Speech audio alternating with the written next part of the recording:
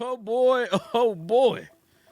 Okay. So this next segment, we're gonna set this off because it's really for real. This is really supposed to be a stream about the ending of Pride Month, but there's absolutely no way we can avoid talking about the Supreme Damn Court. No way we can get away from talking about the Supreme Court and the ass they've been kicking. I wouldn't be who I am if I didn't talk about what the Supreme Court has done. And boy, have they done some shit. I got that ringing some shit. They have done some shit, man. Whew. I am telling you. Did anybody see what they did? Did anybody see what the Supreme... Listen, they flipped over affirmative action. And them liberals, when I tell you they Satan's children, what I'm about to show you is epic shit, man, because we talking about people that are just making up lies. When I tell you they know how to spin a narrative, they making this about Trump. Oh my God. Like, can y'all leave that cat alone just for a little while? I mean, like it's everything that goes wrong in the White House, you know, in the world, in the social justice world, it's all of it Trump's fault. I mean, that's a bad man. That's all I can say. If that man got that much power to get in these people's heads like this, all I can say is that's a bad man. That's a bad man. Okay? A real bad man. Okay. Here we go. This is Kayleigh McEnany's report from Fox News. Kayleigh been kicking ass ever since Tucker left. I guess I don't know why they did it, why they pushed Kayleigh McEnany to the front of the line, but they did. They pushed old McEnany, and she kicking ass. Okay, that's all I can say. Clip number 2 is going to be Kayleigh McEnany. I mean, laying it down, and she shows you the lies and the crying, the liberals. Like, why they cry so damn much? They do all of this negative stuff. They do all of this crap in the street, right? They act like they're some bona fide gangsters when they're in front of Congress, you know, and when they're on mainstream airwaves with these fake liberal media outlets. Like, they so tough, but every time something don't go their way, they, wah, oh, Trump, oh. Like, it's so unbelievable, man. Like, these people disgust me. I'm not the type of cat that just hate people, and I don't hate them, but, like, come on, man. Like, really, though, come on, man. Come on, man. Come on, man. Because they do so much. Well, you know the saying, they do the most all the time. All the time, and then they start crying, man, every time something don't go their way, like a bunch of spoiled bitches. Kayleigh McEnany exposing these fools. Check it out. Welcome to Jesse Watters Primetime. I'm Kayleigh McEnany. We begin with a Fox News alert. The Supreme Court served up 3 major rulings this week. First, they did away with affirmative action. Next, they delivered a huge win for free speech. And then they dropped a hammer on Biden's executive overreach. The Supreme Court blocked Biden's $400 billion student loan bailout. He tried to force it through using executive power instead of going through Congress. But you can't do that. Biden isn't a king, but don't take that from me. People think that the President of the United States has the power for debt forgiveness. He does not. He can postpone, he can delay, but he does not have that power. That has to be an act of Congress. So catch this. The court cited that exact line from Pelosi when they slapped down Biden's bailout. One of the very few times Nancy and I agree on anything. But that hasn't stopped the media from losing it.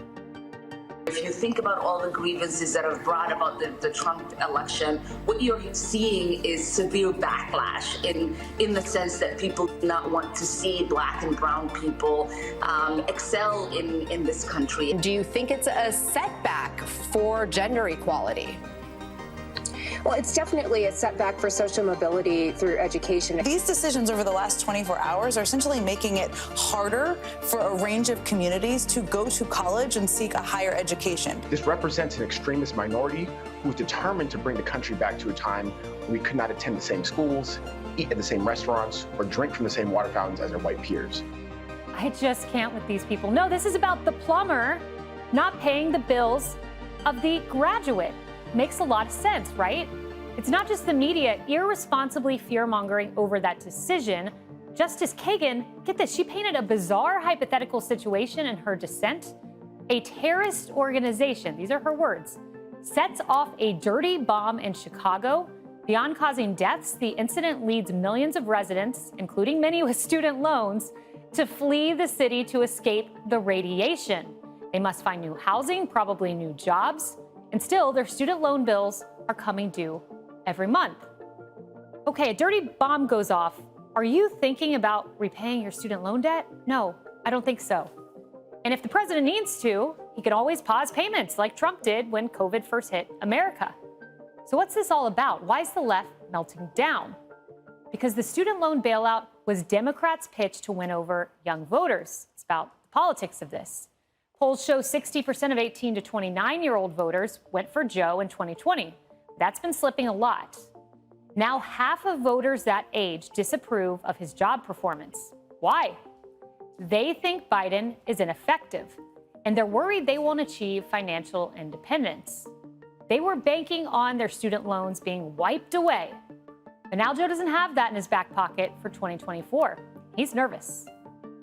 Mr. President, why did you give millions of borrowers false hope? You've doubted your own authority here in the past. I didn't give any false hope.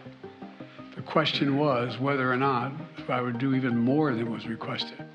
What I did, I thought was appropriate and was able to be done and would get done. I didn't give borrowers false hope, but the Republicans snatched away the hope that they were given, and it's real hope. Here's the truth he's not telling you. This wasn't even his idea.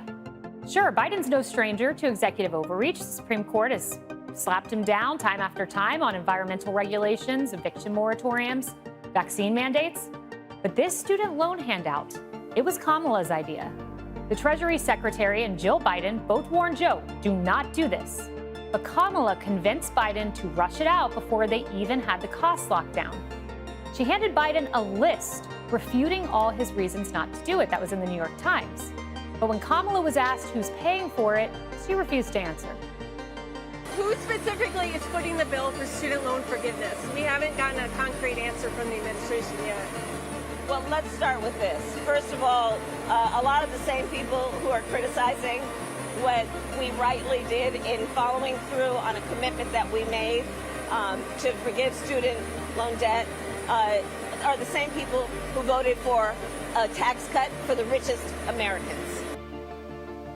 Can't make this up. The Supreme Court also delivered a huge win for free speech today. A graphic designer in Colorado said a law there would force her to do things that go against her religious beliefs, like designing a website for a gay couple's wedding. If you change the channel, you're going to hear a lot about how this is part of some anti-gay agenda. But that's not the case. This has nothing to do with sexual orientation. This is about free speech. Justice Gorsuch wrote this: tolerance, not coercion, is our nation's answer. The First Amendment envisions the United States as a rich and complex place where all persons are free to think and speak as they wish, not as the government demands. Also worth noting, Justice Gorsuch authored an opinion that was protective of the LGBT community, but no one will tell you that. Did anybody in the media even read the decision? A lot of people worrying about things like Jim Crow. Could somebody decide that they want black folks to come in the back door because they don't want them in their store. I mean, how far might this go? Today's the last day of Pride, and it's a dark day. It was a victory for extremists in America. So it's really important that we fight back now and that we organize around this so that it does stay very, very narrow and it doesn't start to filter into one-day signs saying we don't serve gay folks. You've now provided open season for discrimination on all kinds of different fronts, not just limited to gay couples, but on the basis of race. What's to stop someone from saying, I don't want to serve couples that are in an interracial relationship? What stops people is the Constitution. But anyway, and earlier this week, the Supreme Court also tore up affirmative action in universities. They said it discriminates against white and Asian college applicants, and it goes against our Constitution. Justice Clarence Thomas said it best. The Constitution continues to embody a simple truth. Two discriminatory wrongs cannot make a right. The Constitution prevails. How do you think the media reacted? Clearly, the court, in my judgment, stuck a dagger in the back of many of us. I think that the politics of this is it will cut deeply into black and brown voters. The Chinese and Korean kids always wanted to know how to make their application materials seem less Chinese or Korean. The rich white kids wanted ways to seem less rich and less white. It just makes a kid, an Asian kid, a Native American kid, a black kid, feel like you don't matter. Is this leading to no women in colleges soon?